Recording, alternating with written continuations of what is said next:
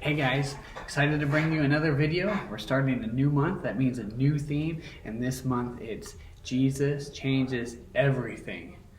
He turns everything upside down. And so I'm excited to share these videos with you. We miss you so much, and can't wait to see you guys again. Enjoy the videos, enjoy your week, enjoy your time with family.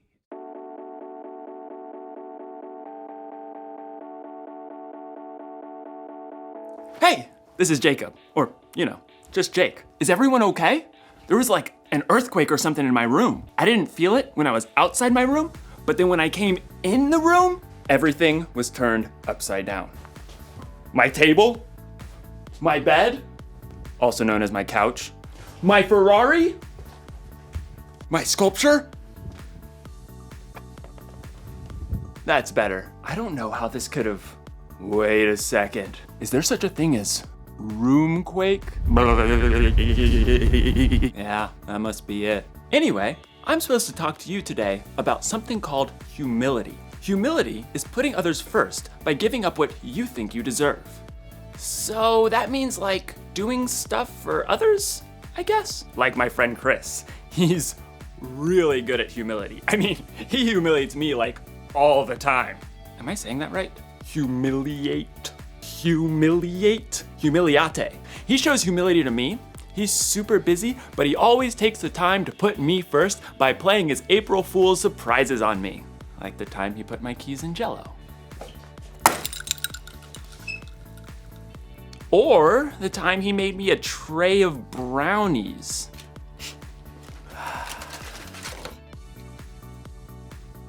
Brownies. And who can forget the old unscrew the top off the salt surprise? Chris is a funny guy. Hey, you know what I think? And this is just between you and me. Chris is the one who turned all my stuff upside down. It wasn't a roomquake after all. This must have taken a really long time. I mean, he turned all my stuff upside down. I do need to call my mom. This must have taken a lot of work. I'm not sure that it's fair that Chris keeps playing all these April Fool's month surprises on me, and I haven't even got him once. I don't deserve this. What I deserve is to get him back. Was that my toaster? The story today is about Jesus when he prayed in the garden while his friends couldn't even stay awake to keep watch. Jesus didn't deserve that. I wonder what he did about it. Stay tuned. I'm gonna come up with a way to turn the tables on Chris. Chris is gonna notice when he goes in his room the tables aren't the way he remembered them. I'm gonna get the revenge I deserve. I'm gonna get the revenge I deserve, is what I'm trying to say. Yeah, okay. The Bible. It's 66 books of history, stories, letters, and poetry that fit together to form God's one big story. The epic adventure of how he created us and loves us so much that he made a way to rescue us. As we travel through the Bible, from Genesis to Revelation, we discover people who met God and found their lives changed forever. And now for an amazing story, inspired by the book of Matthew, chapter 26, verses 36 through 56. For months, the Jewish religious leaders had been plotting to silence Jesus. He called us pretenders, snakes! On the Sunday before Passover, Jesus entered Jerusalem to great cheers from the crowds. Blessed is the one who comes in the name of the Lord! But even as the crowd swarmed in to see what Jesus would do and say, one of Jesus' closest followers, Judas, went to the religious leaders with a very sneaky plan. What are you willing to give me if I deliver him over to you? How about a cool 30 pieces of silver? Jesus knew these plans, but he also knew that his mission was to face those who hated him and let them take him without defending himself. He prepared his closest friends for this during a Passover meal, and then afterwards led them out of the city toward the Mount of Olives. Judas had already left them. In a little while, you will no longer see me. Then after a little while, you will see me. I came from the Father and entered the world. Now I am leaving the world and going back to the Father. The air cooled as the evening darkened. This very night, you will all turn away because of me. Peter, the most outspoken of Jesus' friends, quickened his step and tightened his hand on the sword he was carrying. All the others may turn away because of you, but I never will. What I'm about to tell you is true. It will happen tonight.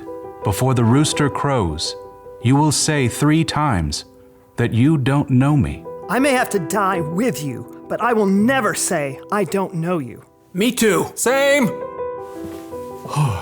By the time Jesus and his friends reached the Garden of Gethsemane, they were exhausted. Sit here while I go over there and pray. As the other disciples settled in on the cold, rough ground, Jesus took Peter, James, and John along with him to a grove of ancient olive trees. The weight of what was coming pressed down on him. My soul is very sad. I feel close to death. Stay here. Keep watch with me. We're here for you. We got this. Prayers. The 3 friends found seats among the knotted tree roots, and Jesus went on a little further. Then suddenly, he fell down on the ground, face first into the dirt. Words poured out from deep inside. My Father, if it is possible, take this cup of suffering away from me. But let what you want be done, not what I want. After a short time, Jesus returned to his friends. They had all fallen into restless sleep. Jesus touched Peter's arm.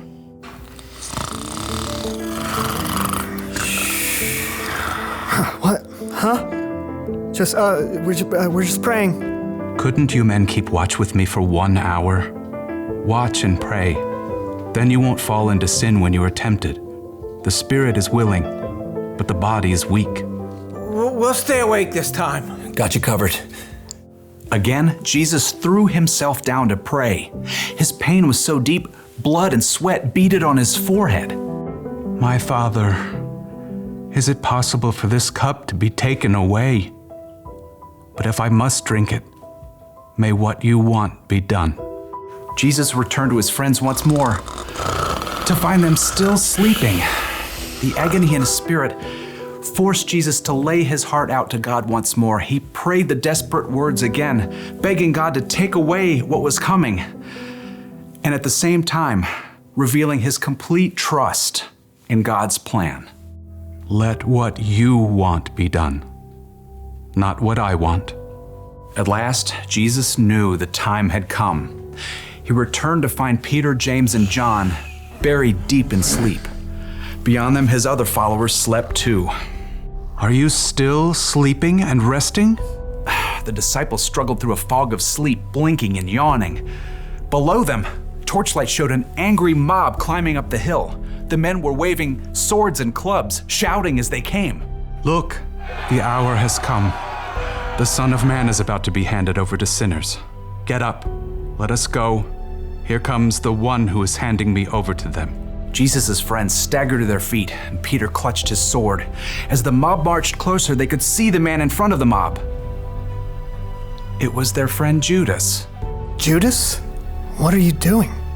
The mob had been sent by the Jewish religious leaders. Judas had already explained to them that he would greet Jesus with a kiss, so they would know exactly which man to arrest. Greetings, teacher. Judas ignored the other disciples and went directly to Jesus, kissing him on the cheek in greeting.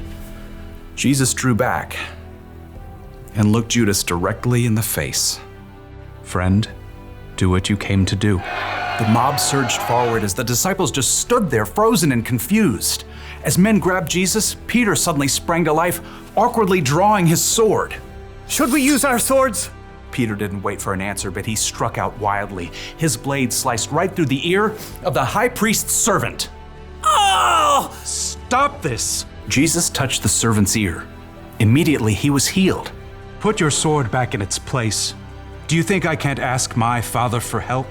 He would send an army of more than 70,000 angels right away. But then how would the scriptures come true? They say it must happen in this way. Jesus turned back to the mob and the men who held him. They hovered there, uncertain, in the flickering light of their torches. Am I leading a band of armed men against you? Do you have to come out with swords and clubs to capture me? Every day I sat in the temple courtyard teaching, and you didn't arrest me. But all this has happened so that the words of the prophets would come true. No one could respond to Jesus. Instead, they arrested him and led him away. And his friends who said they'd be with him through anything ran away. Jesus made the choice that would bring life to everyone, but that would cost him everything. Somebody's gonna get a mustard-filled donut later, and I'm finally gonna get what I deserve. Hey, did you know that Jesus didn't deserve all that stuff that happened to him? Like when his friends ditched him when he needed them, and when those people arrested Jesus even though he never did anything he wasn't supposed to? And then, when he was put on that cross, I mean, what? Jesus could calm a storm with his hand and bring dead people back to life. Why do you let all that bad stuff happen to him? Turns out, it was all a part of the plan. When God created the world a whole bunch of years ago, he knew people were gonna need help if they were gonna have a relationship with him. So, he told people he was sending someone who would have to pay for all the stuff they did wrong. And that someone was Jesus. But it's not like Jesus wanted to go through all that bad stuff. In the garden, he was like, God, any chance there's a different way to save the world and stuff? But then Jesus was like, it's not about what I want, God, because what you want is better. So, what did Jesus do to his friends in the garden who let him down? He put them first. And what did Jesus do to those people who arrested him for no reason? He put them first. And what did Jesus do for you, me, and the whole world? He put us first. It's kind of an upside down way of doing things. Putting somebody else first for no reason when they don't earn it or when they may not even deserve it. I bet we can put people first like Jesus did. You know, we could let someone else pick what restaurant to go to or what video game to play. We could give up our place in line sometimes. Or when someone surprises us by turning our room upside down, we could choose to not get even. So, here's the one thing I learned today. Put others first. It's not about what we deserve. It's not about what we want. What God wants is better. So, April Fool's month or not, I'm gonna put people first. And Chris, if you're watching, keep the surprises coming. But I won't be taking my revenge. I'll just be sitting here, getting what I truly deserve. A delicious mustard-filled donut. Ah, that's some good stuff right there. That's some good mustard. See you next time.